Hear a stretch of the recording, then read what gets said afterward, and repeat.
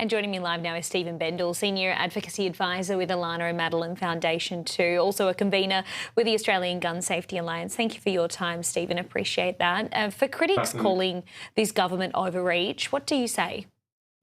Good afternoon, Holly. We think these are quite reasonable steps that governments should take in order to keep Australians safe from firearm violence.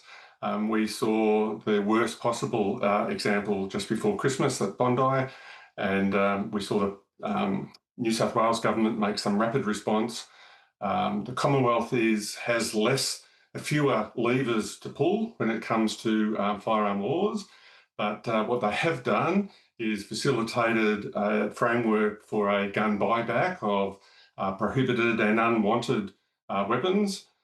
They've strengthened the ability for states and territories to do background checks on people when they're applying for a firearm licence or a firearm, and that's greater connections with ASIO and the ACIC, and they're making stricter importation of firearms as well.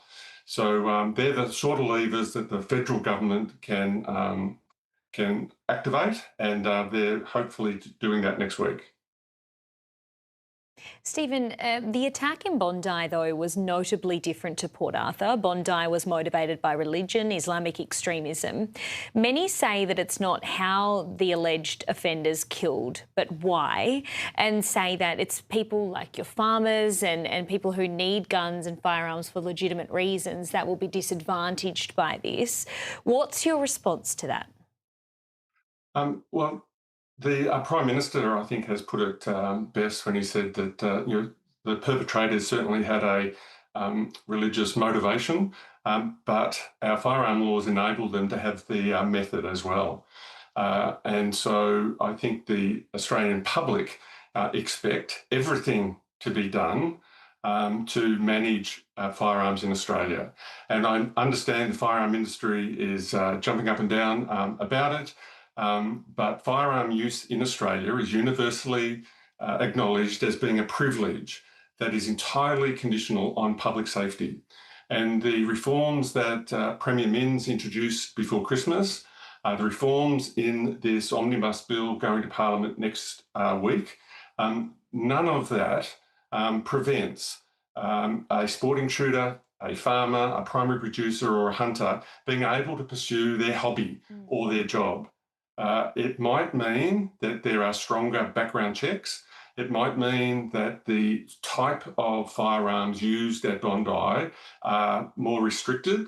It might mean that someone can't have 6 or indeed 200 firearms stored at home in a suburban street. And they are just some of the things that the Australian public expect to happen. I think many of them are surprised those things aren't already in place. I mean, a point that the Foundation has also really picked up on is gun technology has changed a lot since Port Arthur. And it's really highlighting here that our laws are simply lagging behind when it comes to modern weapons and loopholes, right? Yeah, absolutely. And the reforms in 1996 were a landmark in firearm safety reform in Australia and indeed the world. And they have served us very well. But the laws in 1996 didn't anticipate the sort of firearms that there are today, the number of firearms stored in suburban streets, the access to very high-powered, rapid-fire type of firearms, and all we are expecting now is for changes to be made to that safety framework so that we can continue a really proud culture of gun safety in Australia.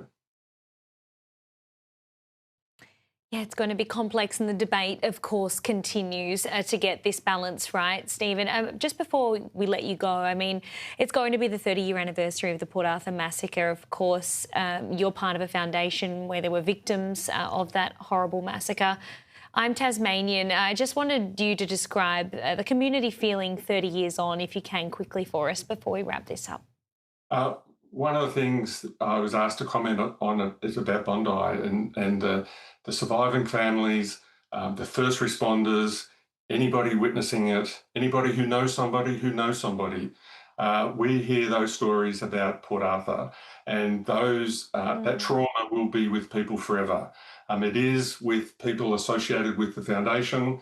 It is with people who, like yourself, have a connection to that trauma, and it'll never be forgotten. And the very least we can do is prevent it from happening again.